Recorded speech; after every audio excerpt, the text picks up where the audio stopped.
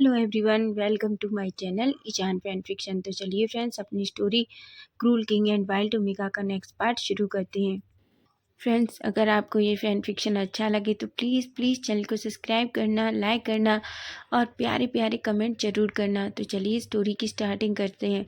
तो last part में हमने देखा था कि जहाँ वांग जी विंग से अपने लिए खाना बनाने को कहता है, वहीं विंग ये काम करना नहीं चाहता था, लेकिन वांग जी उसे एक रस्म का नाम दे देता है जिसे ना चाहते हुए भी विंग को ये करना पड़ता है। वहीं वो जानबूझकर वांग जी के खाने में बहुत सारी मिर्ची मिला देता है, पर वांग जी भी विंग से कम नहीं था। वो जानबूझकर वो खाना विंग को भी खिलाता है। विंग जिसका फेस पूरी तरीके से मिर्ची की वजह से रेड हो जाता है और वो फाइनली वहाँ से भाग जाता है। वहीं वांग जी जो खाली वहाँ रह गया था, तभी अचानक उसे अपने फेस अंदर याद आता है। उसका मुंह जलने लगता है और वो भी अचानक वहीं दौड़ता है। वो उसी ग्लास को उठाता है जिसमें विंग ने पानी पिया था, वो उस पानी में डालता है और देखता है कि विंग ने किस तरीके से वहाँ एक शहद की बोतल से शहद डाला था। वो भी उस पानी में एक चम्मच शहद डालता है और उसे पीने लगता है। तभी वो थोड़ा रिलैक्स करता है और कहता है, ये ओमेगा सच में मेरी जान लेकर रहेगा। लेकिन पता नहीं क्यों मुझे इसका इस तरीके से वाइल्ड होना बहुत पसंद है। ऐसा कहता है और एक स्माइल करता है। उसके बाद वो भी यहाँ वहाँ से चला जाता है। वहीं हम चेंग साओ को देखते हैं। चेंग साओ जो गुस्से में विंग का वेट कर रही थी। जैसे ही विंग अपने कक्ष के सामने पहुंचता है, अचानक चेंग साओ उसके सामने आती है और कहती है, तुमने खाने में क्या मिलाया था? विंग एक स्माइल करता है और कहता है, सच में रानी चेंग साओ, क्या मैंने मिलाया था? चेंग साओ एकदम से घबरा जाती है और कहती है, और नहीं तो क्या, तुम कितना घटिया खाना बनाते हो, तुम्हें पता भी है। विंग कहता है, रानी चेंग साओ, सच बताइए, क्या मेरा खाना सच में इतना खराब था? चेंग साओ कहती है, देखो तुमने कैसा खाना बनाया था, मेरे मुंह का सारा स्वाद खराब हो गया। तभी विंग कहता है, आपने एक कहावत सुनी है, जो जैसा बोता है वो वैसा ही फल पाता है। जिस पर चेंग साओ अचानक शॉकिंगली विंग की तरफ देखती है। तभी विंग कहता है, शौक होने की जरूरत नहीं है आपको, मुझे पता है खाने में आपने क्या मिलाया था। चेंग साओ कहती है, क्या कह रहे हो तुम? विंग कहता है, क्यों, क्या मैं गलत कह रहा हूँ? क्या मुझे नहीं पता कि आपने जानबूझकर मेरा रसोई में जाकर खाना खराब किया था, और मैंने तो वही खाना आपको खिलाया जो आपने खराब किया था। तभी चैंगसाओ कहती है, मैंने ऐसा कुछ भी नहीं कहा। विंग कहता है, और आपको क्या लगता है मुझे नहीं पता? अगर क्या हो मैं ये महाराज को बता दूं कि उनकी प्यारी रानी ने मेरा खाना खराब करने की कोशिश की थी। तभी हम देखते हैं चैंगसाओ एकदम से डर जाती है और वो गुस्से में विंग की तरफ देखती है और कहती है, तुम्हें क्या लगता है तुम ऐसी बातें करके मुझे डरा लोगे? विंग कहता है, सच में रानी, क्या आपको लगता है कि मैं आपको डराना चाहता हूँ? मैं बस आपसे ये चाहता हूँ कि आप मुझसे दूर रहिए, मुझे आपसे कुछ लेना देना नहीं है। चैंगसाओ कहती है, और तुम्हें क्या लगता है जैसे मुझे तुमसे लेना देना है? विंग कहता है, अगर आपको मुझसे कोई मतलब नहीं है तो आप बेवजह मेरा रास्ता क्यों रोकती हैं और आप मेरे हर काम को खराब करने की कोशिश करती हैं? चैंगसाओ कहती है, मैं बस तुमसे ये चाहती हूँ कि मेरे महाराज से दूर रहो। विंग एक स्माइल करता है और कहता है, क्या आपको सच में लगता है कि मुझे आपके महाराज में कोई इंटरेस्ट है? बिल्कुल नहीं। और मैंने आपसे पहले भी कहा है, अगर आपको इतना ही डर है तो अपने महाराज को मुझसे दूर रखिए, समझे आप? ऐसा कहकर वह सीधा अपने रूम में चला जाता है। चैंगसा जो गुस्से में विंग को देख रही थी, उसे सच में बहुत गुस्सा आ रहा था। वो खुद को कंट्रोल नहीं कर पाती और अपने हाथों की मुट्ठियां बीच लेती है और कहती है, मैं तुम्हें जल्दी ही मजा चखाऊंगी। तुम्हें बहुत गुरूर है ना अपने आप पर, तुम्हारा गुरूर मैं जल्दी तोड़ दूंगी। ऐसा कहती है और गुस्से में वहां से चली जाती है। वहीं हम देखते हैं विंग जो अपने रूम में आता है और अपने गालों को धीरे से तपतपाता है और कहता है, उसने मुझे अपनी सारी मिर्ची खिला दी।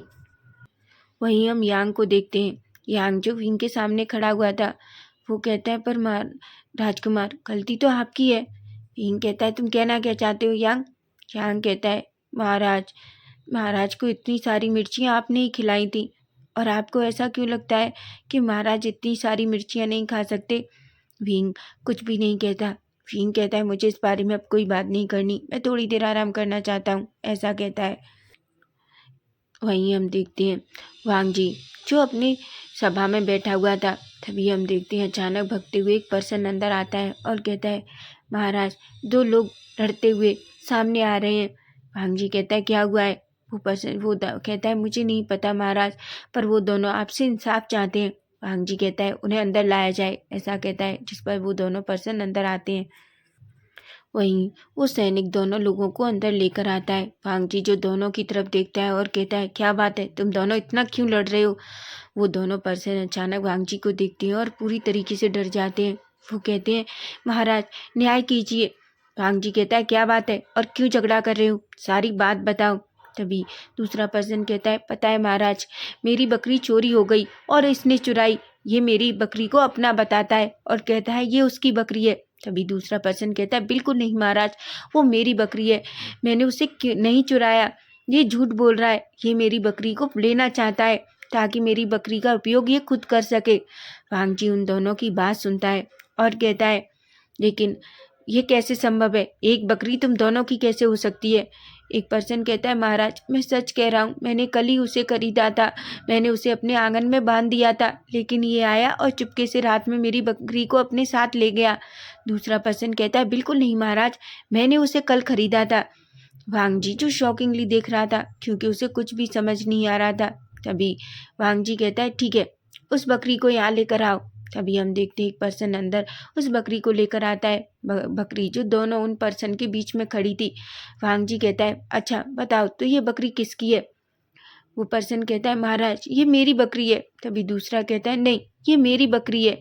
वहीं वांग जी जो दोनों की तरफ देखता है और कहता है अच्छे से सोच लो, कहीं ऐसा ना हो कि तुम दोनों से ये बकरी पूरी तरीके से चली जाए। याद रखो अगर तुम में से जो पर्सन झूठ बोल रहा होगा उसे कड़ी से कड़ी सजा दी जाएगी।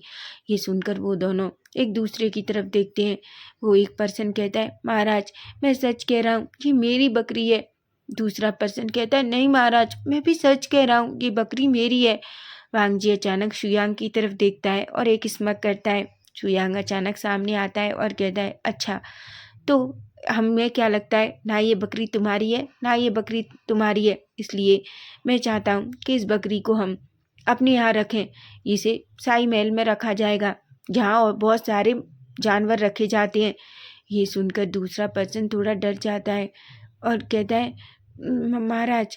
वो दोनों शुयांग की तरफ देखते हैं। शुयांग कहता है ठीक है ये दोनों में से तुम में से किसी की बकरी नहीं है, मुझे ऐसा लग रहा है तुम दोनों झूठ बोल रहे हो, इसलिए मैं चाहता हूँ कि क्यों ना इस बकरी को हम महाराज अपने आने वाले उत्सव पर बलि दे दें।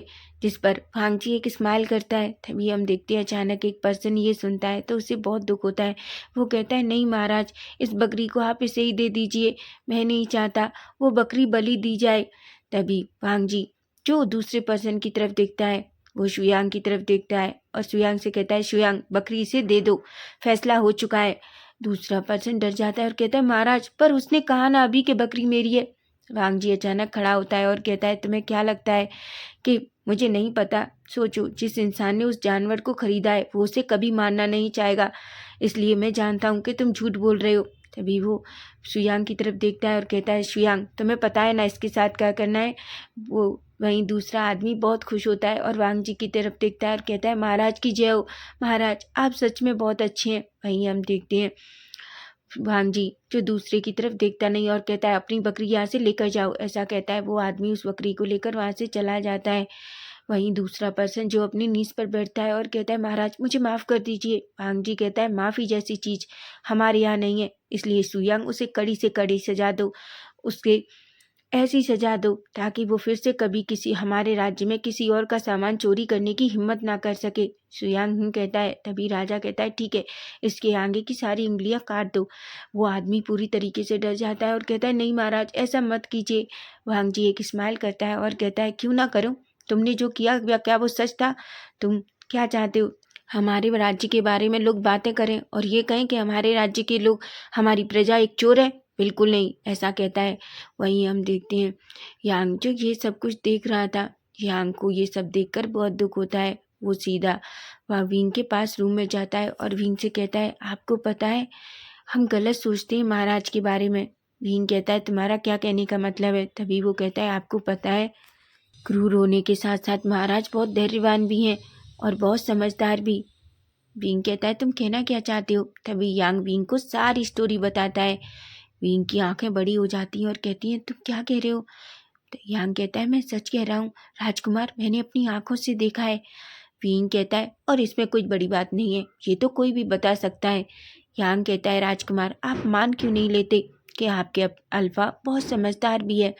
विंग कहता है, मैंने तुमसे कितनी बार कहा है यांग, वो मेरा अल्फा नहीं है।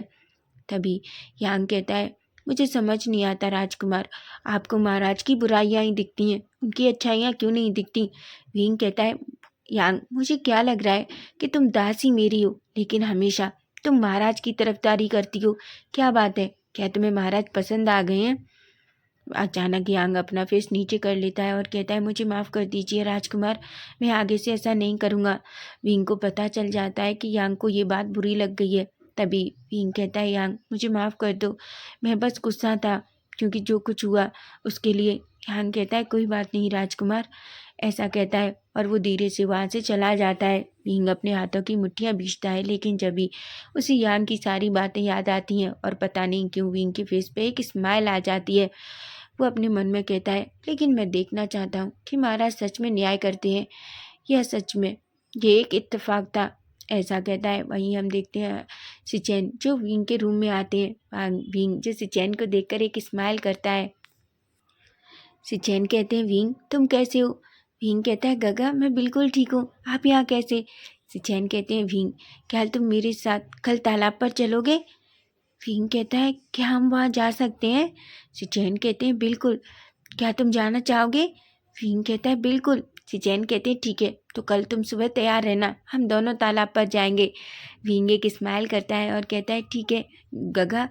सिचेन एक स्माइल करती है और वहाँ से चले जाते हैं। वही हम अब सीधा नाइट का सीन देखते हैं, जहाँ हम देखते हैं एक दासी जो विंग को खाने पर बुलाने आती है, लेकिन विंग बहुत थका हुआ था और वो कुछ भी खाना नहीं चाहता था। तभी दासी कहती है, रानी अगर आप नहीं गई तो महाराज बहुत गुस्सा होंगे। भीम कहता है, मुझे समझ नहीं आता तुम सब अपने महाराज से इतना डरते क्यों। तभी वो दासी कहती है, देखिए रानी, आप अगर नहीं जाएंगी तो महाराज हमें बहुत डांटेंगे। आज सारे इल्डर्स फिर से साथ में हैं और हम चाहते हैं कि आप सभी के साथ आज का भोज करें। ऐसा कहते हैं, जिस पर विंग कुछ भी नहीं कहता और चुपचाप दासी के साथ चला जाता है। वहीं विंग चुपचाप जाता है और वो सीधा उसमें उस रूम में एंटर करता है। जैसे ही वो एंटर करता है, वो देखता है सभी लोग उस चेयर के आसपास बैठे हुए थे। वांग जी जैसे ही विंग को देखता है, वो एक स्माइल करता है। विंग जो धीरे धीरे अंदर जाता है, तभी चैंग साओ जो बिल्कुल वांग जी का हाथ पकड़ लेती है और कहती है, महाराज अब तो वो ओमेगा भी आ गया है, क्यों ना हम सब भोज भोज खाना शुरू करें। वैसे भी आपको नहीं लगता कब से हमारे बड़े इस खाने का इंतजार कर रहे हैं। वांग जी जो गुस्से में चैंग साओ की तरफ देखता है, वहीं विंग चुपचाप जाकर सिचेन के पास बैठ जाता है। ये बात वांग जी को बिल्कुल अच्छी नहीं लगती। उसे बहुत गुस्सा आता है जिस तरीके से विंग उससे दूर जाकर बैठ जाता है। वहीं सिचेन को भी पता था कि वांग जी ने जानबूझकर वो प्लेस विंग के लिए छोड़ा था, लेकिन उस विंग उस प्लेस को छोड़कर सीधा सिचेन के पास जाकर बैठ जाता है। वो सिचेन की तरफ देखकर एक स्माइल करता है और बाकी जो एल्डर्स थे उन्हें वो कहता है। सभी विंग को देखकर शॉक हो जाते हैं। विंग बहुत ब्यूटीफुल लग रहा था, क्योंकि विंग ने जो रेड ड्रेस पहनी थी, विंग उसमें इतना ज़्यादा खूबसूरत लग रहा था कि किसी की भी नज़रें विंग से हट नहीं रही थी। वांग जी जब ये सभी को देखता है कि सब विंग को किस नज़रों से देख रहे हैं, तो वो अचानक अपनी मुट्ठियाँ बींच लेता है और गुस्से में सबकी तरफ देखकर कहता है, क्या खाना शुरू किया जाए। तभी सभी अचानक अपना फेस नीचे करते हैं और खाना शुरू करते हैं। वहीं चैंग साओ जो विंग की तरफ गुस्से में देख रही थी, वहीं विंग जो रूखा सूखा खाना देखता है तो उसे बिल्कुल अच्छा नहीं लगता। वो अपने मन में कहता है, कल कितना अच्छा खाना, फिर से वही खाना, मैं ये खाना बिल्कुल नहीं खाना चाहता। तभी हम देखते हैं सिचेन एक स्माइल करते हैं और कहते हैं, विंग उस प्लेट को मत खाओ। ऐसा कहते हैं। तभी सिचेन एक दासी से कहते हैं और कहते हैं, मैंने तुमसे कहा था कि थोड़ा स्पाइसी खाना बनाना। दासी कहती है, हाँ राजकुमार, तो वो खाना लेकर आओ। सिचेन ऐसा कहते हैं। दासी एक प्लेट में वो खाना लेकर आती है और विंग के सामने रख देती है। विंग जैसे ही उस खाने को देखता है, उसके चेहरे पर बड़ी सी स्माइल आ जाती है। वो कहता है, गगा ये आपने मेरे लिए बनवाया। सिचेन कहते हैं, बिल्कुल, मुझे पता है कि तुम्हें फीका खाना बिल्कुल पसंद नहीं है, इसलिए मैंने इसे तुम्हारे लिए बनवाया है। विंग एक स्माइल करता है और कहता है, थैंक यू गगा। जिस पर सिचेन कहते हैं, तुम्हें थैंक यू कहने की ज़रूरत नहीं है, हम वैसे भी दोस्त हैं ना। ऐसा कहता है, जिस पर विंग बड़ी सी स्माइल करता है। वहीं वांग जी को नहीं पता ये सब उसके साथ क्या हो रहा है। उसने ऐसा कभी फील किसी के लिए किया ही नहीं है। वो गुस्से और जेलसी में पूरी तरीके से पागल हो रहा था। उसे ऐसा लग रहा था कि या तो वो सारे एल्डर्स को मार दे या विंग को यहाँ से खींचकर दूर ले जाए और उसे उस रूम में बंद कर दे और उसे किसी के सामने आने ना दे, ना ही उसे सिचैन से मिलने दे। उसे पता है सिचैन भी एक ओमेगा है, लेकिन वो नहीं जानता कि उसे इतनी जलसी और इतना गुस्सा क्यों आ रहा है। वहीं चैंग साओ जो वांग जी की तरफ देखकर एक स्माइल करती है और वांग जी की प्लेट में खाना डालने लगती है। वांग जी अचानक गुस्से में चैंग साओ की तरफ देखता है और कहता है, रानी, क्या तुम्हें नहीं लगता कि तुम्हें अपना खाना खाना चाहिए? चैंग साओ कहती है, पर महाराज मैं तो आपको। तभी वांग जी कहता है, मुझे सर्व करने के लिए यहाँ दासियाँ हैं, तुम अपना खाना खुद खाओ। एल्डर्स जैसे ही वांग जी की ये डार्क वॉइस सुनते हैं सभी डर जाते हैं। वहीं सिचेन और शुयांग भी थोड़ा डर जाते हैं। पर विंग को तो जैसे कोई फर्क नहीं पड़ रहा था। उसे तो उस खाने में बहुत अच्छा लग रहा था जो सिचेन ने उसके लिए बनवाया था, क्योंकि खाना सच में बहुत टेस्टी था। वहीं सभी अपना खाना फिनिश करते हैं। फिनिश करने के बाद खड़े होते हैं और धीरे धीरे जाने लगते हैं। वहीं हम देखते हैं चैंग सा जो अचानक वांग जी के करीब आती है और कहती है, महाराज, क्या आज रात आप मेरे कक्ष में आ सकते हैं? वांग जी अचानक से चैंग साओ की तरफ देखता है और कहता है, क्यों? चैंग साओ कहती है, महाराज, मैं आपसे कुछ बात करना चाहती हूँ।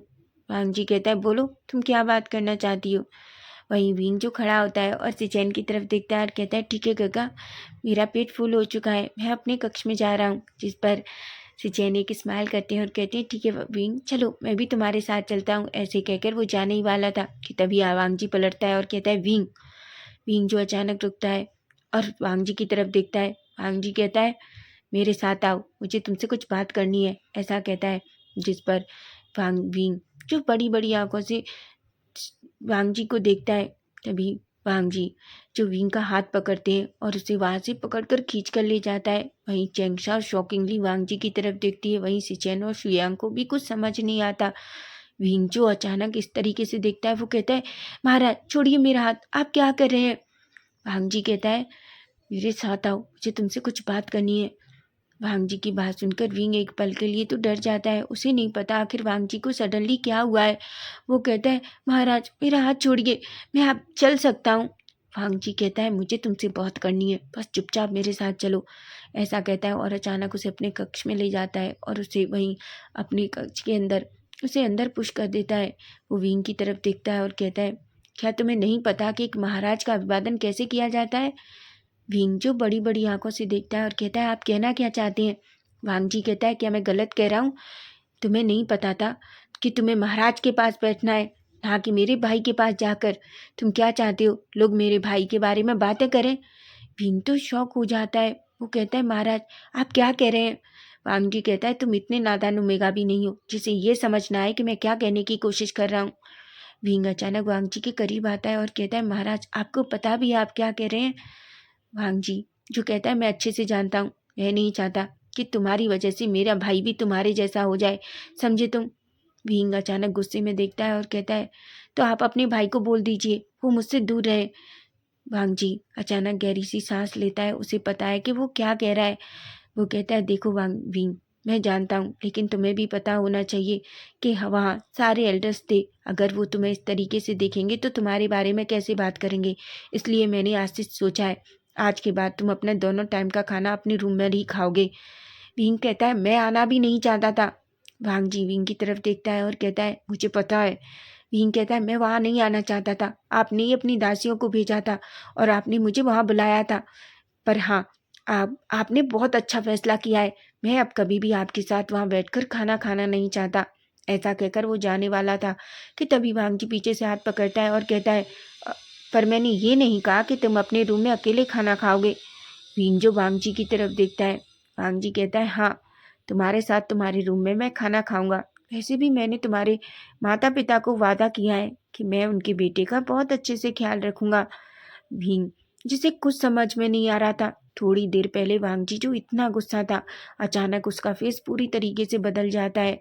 अब उसके चेहरे पर एक स्मक था और आंखों में वो चिढ़ाने वाली बात, जैसे वो विंग को चिढ़ा रहा हो।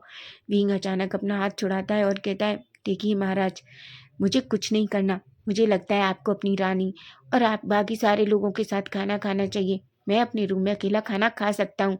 ऐसा कहकर वहाँ से चला जाता है। विंग को बहुत गुस्सा आ रहा था। वहीं वांगजी अपने हाथों की मुट्ठियाँ बींच लेता है और कहता है, आखिर मेरे साथ क्या गलत है? मैं जभी भी इसे पनिश करने की कोशिश करता हूँ, मुझे ऐसा क्यों लगता है? मैं जब भी उसके चेहरे पर इतनी उदासी देखता हूँ, मुझे बुरा क्यों लगता है? आखिर मेरे साथ क्या गलत हो रहा है?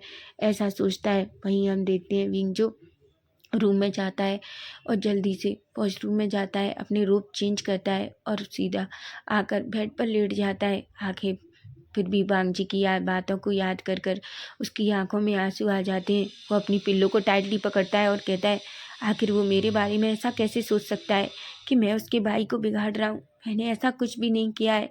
मुझे यहाँ अभी 2 दिन हुए हैं और वो मेरे साथ ऐसा बिहेव कर रहा है जैसे मैंने पता नहीं इस महल में आकर क्या गलत कर दिया हो। वैसे भी शादी करने का फैसला उसका था, मेरा नहीं। मैंने कभी नहीं कहा था कि वो मुझसे शादी करे। उसने ज़बरदस्ती मुझसे शादी की।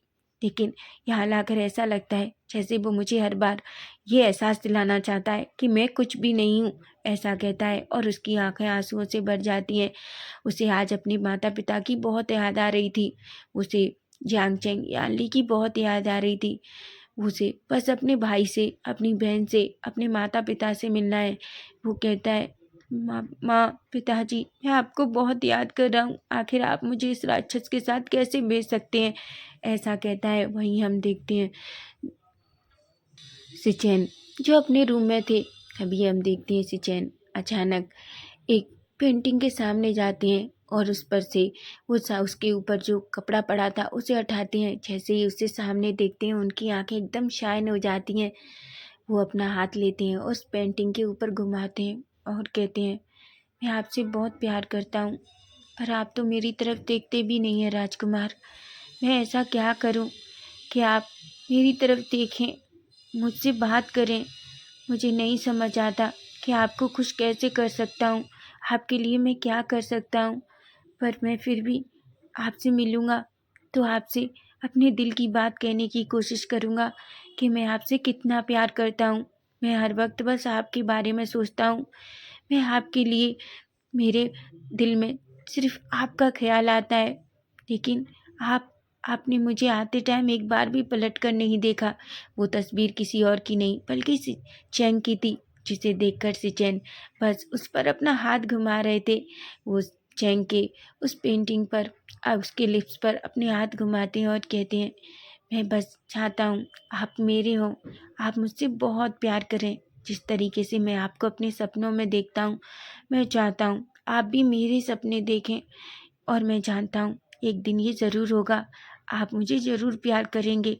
ऐसा कहता है और एक स्माइल करता है। अब हम सीधा नेक्स्ट डे मॉर्निंग का सीन देखते हैं, जहाँ हम देखते हैं सिचेन जो जल्दी रेडी होकर बाहर आते हैं और वो सीधा विंग के कक्ष में जाते हैं, जहाँ वो देखते हैं विंग पहले से ही रेडी होकर बैठा हुआ था। तभी वो सिचेन को देखता है। सिचेन विंग को देखते हैं और उसे वो करते हैं। विंग भी सिचेन को देखकर वो करता है। सिचेन कहते हैं, विंग क्या तुम तैयार हो? विंग कहता है, हाँ गग्गा, मैं पूरी तरीके से तैयार हूँ। सिचेन कहते हैं, चलो। तभी अचानक विंग रुक जाता है और कहता है, गग्गा। सिचेन कहते हैं, क्या हुआ विंग? विंग कहता है, गग्गा, क्या आपको नहीं लगता कि आपको अपने भाई से एक बार पूछना चाहिए? सिचेन कहते हैं, क्यों? उससे क्यों पूछना? विंग कहता है, क्योंकि शायद वो बहुत गुस्सा होंगे। सिचेन कहते हैं, वो क्यों गुस्सा होंगे? विंग कहता है, क्योंकि मुझे लगता है उन्हें बिल्कुल अच्छा नहीं लगेगा कि हम उन्हें बिना बताए इस तरीके से गए। सिचेन कहते हैं, देखो विंग, पहली बात, तुम किसी अल्फा के साथ नहीं जा रहे। दूसरी बात, ये तालाब कहीं दूसरी जगह नहीं बल्कि हमारे महल के पीछे है, जो हमारे महल के अंदर आता है, और वहाँ हम ओमेगा कभी भी जा सकते हैं। ऐसा कहता है, जिस पर विंग एक स्माइल करता है। विंग सच तो ये था कि वहाँ से निकलना चाहता था, उसे थोड़ी देर के लिए आराम चाहिए, इसलिए वो वांग जी की कही हुई सारी बातों को भूल जाता है और वो एक स्माइल कर कर सिचेन के पीछे चला जाता है। सिचेन और विंग जो दोनों सीधा वहाँ से बाहर निकलते हैं। उनकी दासियाँ यांग जो उनके साथ थे, वो सीधा उस तालाब पे पहुँचते हैं। जैसे ही विंग सामने तालाब देखता है, तालाब सच में बहुत सुंदर था। विंग जैसे ही उसे देखता है, वो तो देखता रह जाता है। वो कहता है, सिचेन गग्गा, ये तो बहुत प्यारा है। सिचेन कहते हैं, हाँ, तुम नहीं जानते, यहाँ मैं आता हूँ, अपनी बहुत सारी कविताएं लिखता हूँ। जब भी मुझे कोई चीज़ अपने दिमाग में नहीं आती तो यहाँ आकर मुझे सारी चीज़ें अच्छे से याद आने लगती हैं। विंग एक स्माइल करता है और कहता है, गगा क्यों ना हम इसमें स्नान करें। सिचेन कहते हैं, क्या तुम करना चाहते हो। विंग कहता है, बिल्कुल। ऐसा कहता है। तभी सिचेन कहते हैं, ठीक है तो चलो। ऐसा कहकर विंग और सिचेन दोनों तालाब के अंदर जाते हैं। वो दोनों बाकी सिचेन यांग को भी अपने साथ ले लेता है। वहीं सिचेन भी अपनी खुश दासियों को उस तालाब में आने को कहते हैं, क्योंकि वो सब एक साथ मिलकर बहुत सारा एंजॉय करना चाहते थे। वो सभी उस तालाब में अच्छे से खेलने लगते हैं। भींग के जो बड़े बड़े बाल थे अचानक खुल जाते हैं। उसके बाल जो पूरी तरीके से भीग जाते हैं, उसके रोब जो पूरी तरीके से भीग कर उसकी बॉडी से चिपक चुके थे। भींग जो भीगे हुए शरीर के साथ बहुत सुंदर लग रहा था। वहीं हम देखते हैं कुछ सैनिक जो वहाँ से निकल कर जाते हैं और सिचेन और विंग को इस तरीके से तालाब में नहाकर देखते हैं। उनकी आंखों में जो लश्ट था वो साफ दिखाई दे रहा था। पर विंग और सिचेन तो अपने खेल में इतने मशरूर हो जाते हैं कि वो ये भूल ही जाते हैं कि लोग जो उन्हें कुछ देख रहे हैं। वहीं हम वांग जी को देखते हैं। वांग जी जो विंग के कक्ष में जाता है, लेकिन उसे विंग कहीं नहीं मिलता, इसलिए वो थोड़ा परेशान हो जाता है और वो बाहर आता है। वो शुयांग से कहता है, शुयांग क्या तुमने विंग को कहीं देखा। शुयांग कहता है, नहीं महाराज, मैंने कहीं नहीं देखा। तभी वांग जी जो इधर उधर घूमता है, तभी उसे एक दासी मिलती है। वो दासी से कहता है, क्या तुमने विंग को कहीं देखा है। दासी कहती है, महाराज, रानी और सिचेन राजकुमार दोनों तालाब के पास गए हैं।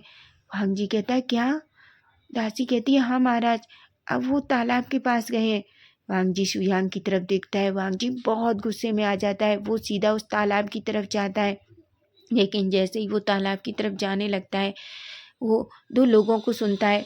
वो दोनों जो लोग निकल कर जा रहे थे वो इतना ध्यान नहीं देते कि वांग जी जो उनके पीछे खड़ा था, वो कहते हैं, तुमने देखा महाराज का नया ओमेगा कितना खूबसूरत है। तभी दूसरा सैनिक कहता है, हाँ वो सच में बहुत खूबसूरत है। ऐसे लगता है कि चंद्र देवता की कोई रानी हो, जिसे बहुत तलाश कर बनाया हुआ हो। वो दूसरा ओमेगा कहता है, सच में महाराज तो बहुत ज़्यादा भाग्यशाली हैं जो उनके पास ऐसा ओमेगा है। ऐसा कहते हैं। वहीं वांग जी जब ये सुनता है, वो अपने हाथों की मुट्ठियां भींच लेता है। वो गुस्से में पूरी तरीके से पागल हो गया था। जैसे जैसे वो जा रहा था, वो लोग वहाँ सैनिकों की बातें सुन रहा था। सैनिक किस तरीके से विंग और सिचेन की बातें कर रहे थे। वांग जी अब पूरी तरीके से पागल हो जाता है और गुस्से में सैनिक को देखता है और कहता है, तुम सभा में उपस्थित हो, मैं तुम सबको सभा में चाहता हूँ। अचानक सभी सैनिक शॉक हो जाते हैं और वो पलटकर वांग जी की तरफ देखते हैं और कहते हैं, महाराज, महाराज हमें माफ़ कर दीजिए। वांग जी कहता है, शुयांग इन्हें यहाँ से लेकर जाओ।